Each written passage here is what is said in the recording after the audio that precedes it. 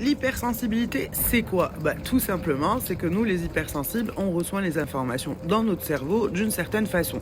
Ça veut dire que tous nos canaux de ressenti, ce qu'on appelle dans le langage, je sais pas quoi là, on l'appelle le vagogue, donc visuel, donc on est capable de voir des choses et être vraiment dans le détail, olfactive, dans le sens où tu ressens les choses par le goût, par ton sens du goût, par ton sens d'odorat, par le sens du toucher, donc kinesthésie olfactive et gustative. Donc en gros, au fait, notre perception, si tu veux, dans une situation, elle va être amenée à percevoir tout par rapport à ces canaux. Dans une situation, tu vas arriver et tu vas en premier lieu sentir l'odeur, par exemple le parfum de la personne, une grenouille morte, par exemple.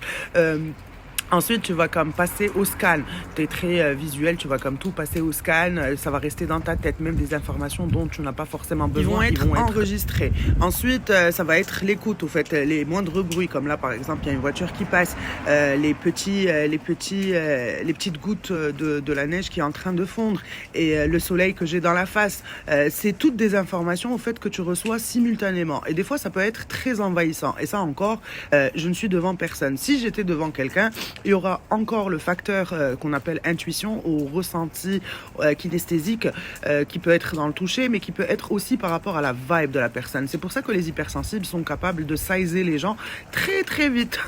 Ça nous prend pas trop de temps pour la simple raison à ce que vu qu'on reçoit les informations dans tous nos canaux, effectivement, on est submergé, certes, quand tu vis l'hypersensibilité dans les downs, quand tu la vis mal, mais quand tu la vis bien, je peux te dire que tu mets en place des filtres, et ces filtres-là de réception d'informations, tu sais exactement à qui tu as affaire, tu sais exactement comment et qu'est-ce que tu dois dire. Tu sais exactement ce que tu dois dire dans une situation, comment, et ça, on s'entend qu'il faut d'abord, en premier lieu, et c'est ça qui est important, c'est comment dirais-je, d'accepter ses propres dons, d'une certaine façon. Il faut travailler avec son hypersensibilité. Quand tu la vis mal, tu n'arrives pas à mettre en place ces filtres-là.